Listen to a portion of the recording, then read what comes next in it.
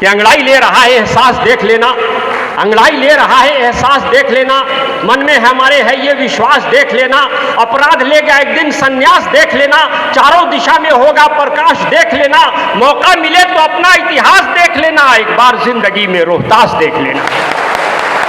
ये हमारा गौरव है। और जो टॉपर लोग थे उस समय अपने क्लास के जो होते थे, हम लोग बहुत चिढ़ते थे क्योंकि वो लोग अक्सर मॉनिटर बन जाते थे। अब वो मॉनिटर बनते थे तो हम बदमाशी करते थे और टीचर बोलते थे। तो टॉपर लोग से बड़ा रिलेशन मतलब एंटी वाला रहता था।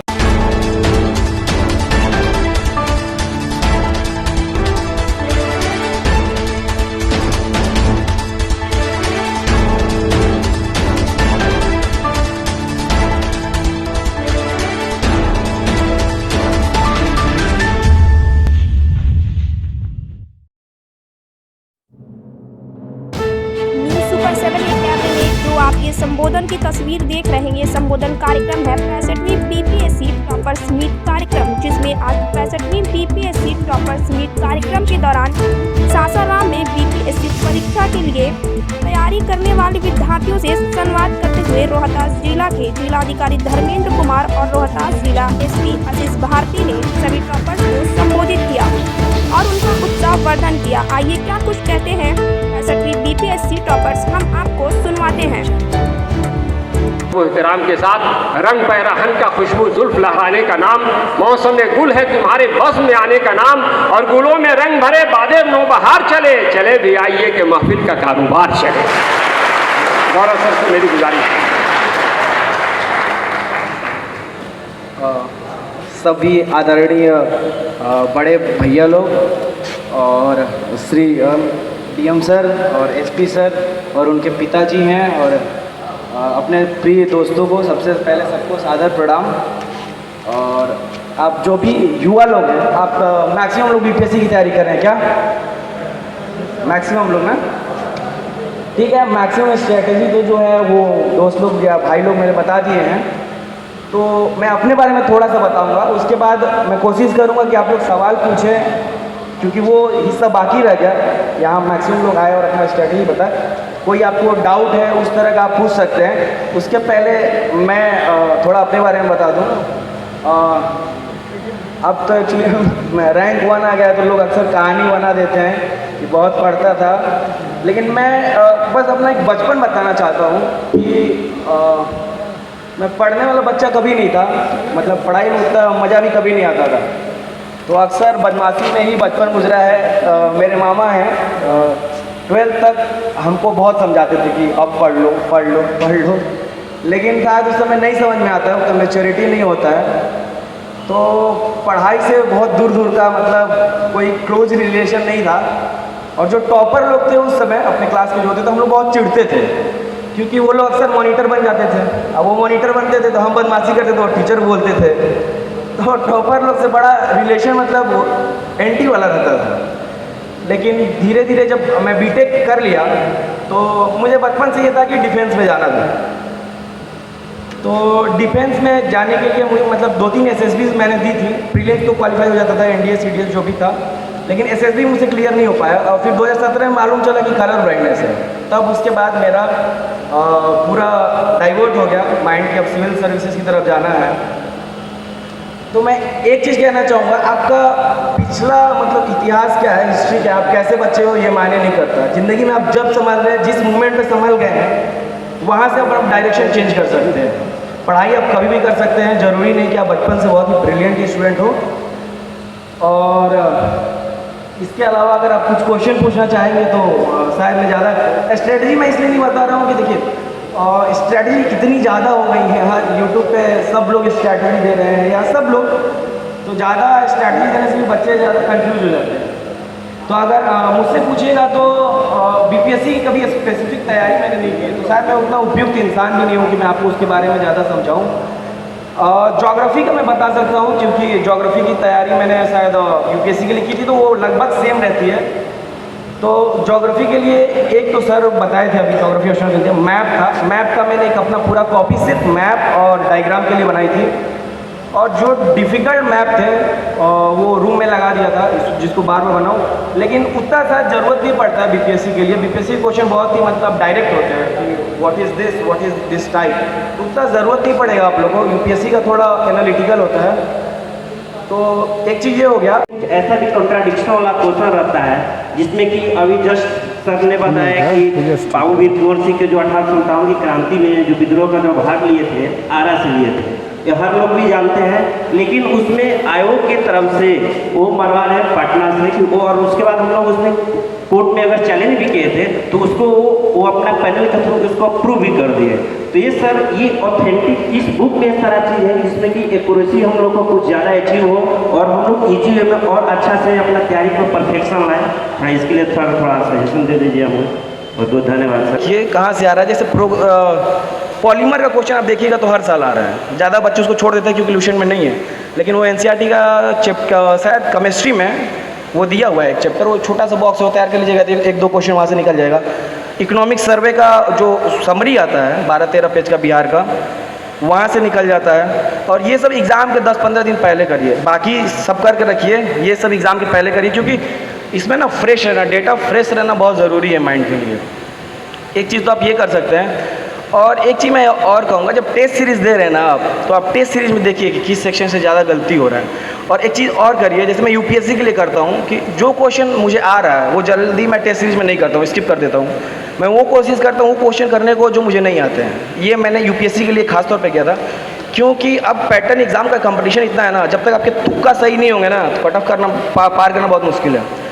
तो अब तुक्का को आप जो इंटेलिजेंट गेस कर लीजिए, अब वो गलत हो गया तो लोग कहेंगे कि कैसा इंटेलिजेंट गेस है, लेकिन जो भी है आपको तुक्का मार के अगर आप 50 क्वेश्चन 50 करते हैं तो एटलीस्ट 20-25 तो तुक्का सही होने चाहिए, मिनिमम 50% एक्यूरेसी होनी चाहिए। और इसमें तो माइनस मार्किंग भी नहीं है, बीपीएससी में फुल करना है। मैथ देख लीजिए, थोड़ा सा 10 क्वेश्चन आते हो, ऐसे 10 क्वेश्चन है, थोड़ा सा समय दीजिएगा तो बन जाएंगे। कौड़े बिछाए बैठे हैं। मेरा तात्पर्य मुख्य अतिथि आशीष भारती सर से है, जो हमारे ज़िला की शानदार और शानदार जांबाज पुलिस अधिकारी हैं। जब आप रातों को जागते हैं तो हम दिन में चैन से सो पाते हैं। ये हमारा गौरव है कि हमारे ज़िले को ऐसे जानदार और शानदार पदाधिकारी मिले हैं। चंद पंक्तियों के साथ मैं आपसे गुजारिश करता हूँ, मुख्य अतिथि चीफ गेस्ट से मैं चंद पंक्तियों के साथ गुजारिश करने जा रहा हूँ कि अंगड़ाई ले रहा है एहसास देख लेना, अंगड़ाई ले रहा है एहसास देख लेना, मन में हमारे है ये विश्वास देख लेना, अपराध लेगा एक दिन संन्यास देख लेना, चारों दिशा में होगा प्रकाश देख लेना, मौका मिले तो अपना इतिहास देख लेना, एक बार जिंदगी में रोहतास देख लेना। ये हमारा गौरव है। मदीन सासारामी जी कुछ ज़्यादा ही बोल लेते हैं और मतलब उनके जैसी जो भाषा शैली है वो होना भी एक अपने आप में बहुत बड़ा कला है, बड़ी कला है। और हर किसी के पास उतना स्पीकिंग होता नहीं है, लेकिन काफ़ी अच्छी कला है और मैं उनको धन्यवाद देता हूँ इतनी अच्छी बातें कहने के लिए।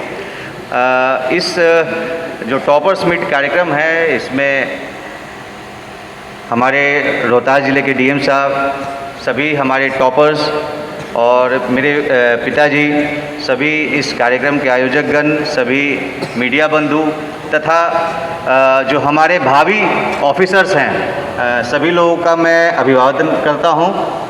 और हम लोगों ने हमेशा से ये जैसे कि जो ये इस कार्यक्रम को करने के लिए हमने सोचा था कि जैसे मेरे पिताजी के किताबों की दुकान है और बचपन में जब हम लोग बहुत छोटे थे, 10th से भी कम छोटे थे, तो पापा टॉपर्स मीट कराया करते थे, पटना में कराया करते थे या दिल्ली में कराया करते थे और मुझे भी ले चलते थे। मैं कुछ समझता नहीं था लेकिन फिर भी मैं जाता था और वहाँ पे काफ़ी चीज़ें जानने को मिलती थी और काफ़ी मोटिवेशन मिलता था। कहते हैं ना कि जैसा जिस प्रकार के लोगों के बीच में आप रहेंगे वैसे ही आपकी सोच हो जाती है, वैसे ही आप सोचना शुरू कर देते हैं और उससे काफ़ी अच्छा प्रभाव मुझे पड़ा, क्योंकि मुझे एक डायरेक्शन मिला हुआ था कि मुझे क्या करना है। तो इसीलिए मैं जिस भी ज़िला में जाता हूँ, चाहे मुंगेर में रहा हूँ, भागलपुर में रहा हूँ या यहाँ अभी रोहतास में हूँ, तो मैं ज़रूर प्रयास करता हूँ कि जो हमारे बिहार के जो युवा हैं, जो स्टूडेंट्स हैं, उनके लिए मैं इस प्रकार का आयोजन कर सकूँ और अगर इससे ज़्यादा भी कुछ संभव होता है तो उसको करने का प्रयास करता हूँ। तो इसी क्रम में, इसी कड़ी में ये कार्यक्रम को रखा गया है और मैं सबसे ज़्यादा मैं धन्यवाद सभी टॉपर्स का देना चाहूँगा जिन्होंने काफ़ी अपने समय निकाल करके यहाँ पे आप लोग को गाइड करने के लिए आए हैं। ये टॉपर हैं, हो चुके हैं और इन्हें अभी और भी आगे जाना है, लेकिन उस समय का, क्योंकि इस बात को ये समझते हैं कि इनका जो एक्सपीरियंस शेयरिंग, मैं चाहूँगा कि यहाँ के जो सभी जो लोग जो यहाँ पे आए हैं उन सभी लोगों का सिलेक्शन हो। क्यों? क्योंकि सब रोहतास ज़िला पूरे बिहार में एकमात्र ऐसा ज़िला है जो कि सबसे टॉप है, लिटरेसी में सबसे टॉप है पूरे बिहार राज्य में। रोहतास से ज़्यादा किसी भी ज़िले में लिटरेसी रेट नहीं है। साथ ही साथ अभी हम लोगों ने पहले भी देखा था सोशल मीडिया पे कि यहाँ के बच्चे इतने जुझारू होते हैं, इतने लगनशील होते हैं कि प्लेटफॉर्म पे भी बैठ करके पढ़ाई करते हैं। तो ये पूरे देश में एक अजूबा है और एक बहुत ही पॉजिटिव चीज़ है। और ये मैं डीएम सर के लिए 4 पंक्तियां दे रहा हूं कि कुछ इस अदा से ये धड़कन को तोल लेते हैं, कुछ इस अदा से ये धड़कन को तोल लेते हैं, मिलाओ हाथ तो दिल को टटोल लेते हैं। कुछ इस अदा से ये धड़कन को तोल लेते हैं, मिलाओ हाथ तो दिल को टटोल लेते हैं। न जाने कौन सी सम्मोहनी है इनके पास, हर एक दिल का ये दरवाजा खोल लेते हैं। इन्हीं पंक्तियों के साथ मैं गुजारिश करता हूं, you are requested to come to the mic for my intelligence and smart audience. Thank you very much. बहुत बहुत धन्यवाद सासारामी जी। और यहाँ उपस्थित जितने भी हमारे लोग हैं और स्पेशली आप जितने भी लोग हैं यूपीएससी या फिर आपका ख्वाब होगा बीपीएससी में सफलता के लिए, तो सभी लोगों का स्वागत है। एसपी साहब यहाँ पे उपस्थित हैं, उन्होंने अपनी सभी बातें, सभी जानकारियाँ, जितना भी उनका एक्सपीरियंस था अपना, बहुत ही डिटेल से, बारीकी से एकदम आपके सामने रखा है, बिंदुवार रखा है। तो अब सेम बातों को रिपीट करने का कोई बहुत ज़्यादा औचित्य नहीं है। बस मैं थोड़ा सा उसमें एक आध दो बातें अपने साइड से बस जोड़ देता हूँ। चूँकि आज बड़ा ही अच्छा दिवस है और बहुत ही अच्छा बात है, गर्व का बात है कि हमारे यहाँ से रोहतास ज़िले से पूरे स्टेट में रैंक 1 आए हैं गौरव, और गौरव को इसके लिए बहुत बहुत बधाई है कि उन्होंने पूरे ही ज़िले का नाम रोशन किया है। हमें याद है अप्रैल में जब हम लोग का रिजल्ट मैट्रिक का हुआ था, तो उस समय भी हमारे ही यहाँ के दिनारा ब्लॉक के बलदेव हाई स्कूल का एक बच्चा जो था पूरे स्टेट में रैंक 1 आया था। तो निश्चित रूप से रोहतास की धरती जो है समृद्ध है और यहाँ पे बहुत ही बड़े बड़े विद्वान भी हुए हैं, और उसी में एक हम लोग बोल सकते हैं कि अंग के रूप में गौरव का भी नाम अब जो है दर्ज हो चुका है, और ये हम सब के लिए गर्व की बात है। थोड़ा सा समय चाहिए अभी हम लोग की प्रिपरेशन में, आप ही लोग की तरह। और कोई सवाल है तो आप जरूर पूछें। इसके बाद जब हम लोग का संबोधन समाप्त हो जाएगा तो गौरव है, नरेंद्र है, राघवेंद्र हैं, ये सब लोग आपके साथ रहेंगे और आपको जो है जितनी भी आपकी शंकाएं होंगी, बहुत सा डाउट होता है यूपीएससी के तैयारी में, बीपीएससी के एग्ज़ाम देने में, तो सभी शंकाओं का समाधान होगा। और शंकाओं की बात है तो एक शंका का मैं भी आपका समाधान कर देता हूँ कि जब हमारा रिजल्ट हुआ था और हम भी एक बार सम्मान समारोह में थे, तो बाकी सब सवाल तो ठीक था, एसपी साहब को भी शायद याद होगा, उनके साथ भी ये सवाल हुआ होगा। तो फिर एक बच्चे ने बड़ा एकदम अच्छे से हाथ उठा के पूछा कि सर आप खाना क्या खाते थे?